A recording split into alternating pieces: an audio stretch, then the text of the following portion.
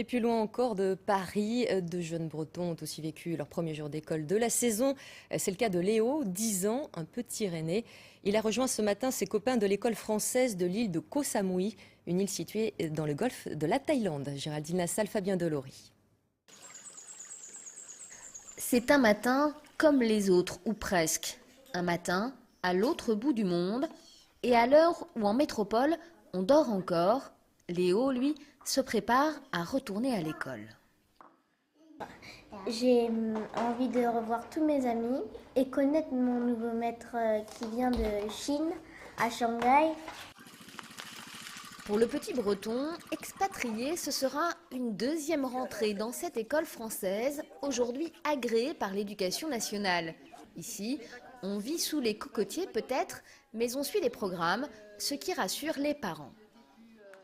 C'est vraiment différent, mais voilà, il a toujours cette envie de travailler. Et puis le professeur est là aussi pour les inciter. Hein. Ils ne sont pas là, ils ne sont pas en vacances, quoi. C'est vrai que le cadre est plutôt sympa pour eux, mais ils ne sont pas en vacances. Pas des vacances, et pourtant certains parents, un jour comme celui-là, seraient presque prêts à rester un peu plus longtemps. À tout à l'heure, mon cœur. À 4h30, maman elle sera là, ok? Bonne journée. J'avais pas cette chance, moi, quand j'étais plus jeune. C'est-à-dire D'être en petit comité et dans un cadre aussi paradisiaque.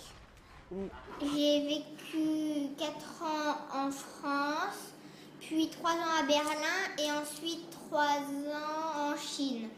Je m'appelle Léo, j'habite en Thaïlande depuis 1 an et je suis née en France, à Rennes, en Bretagne.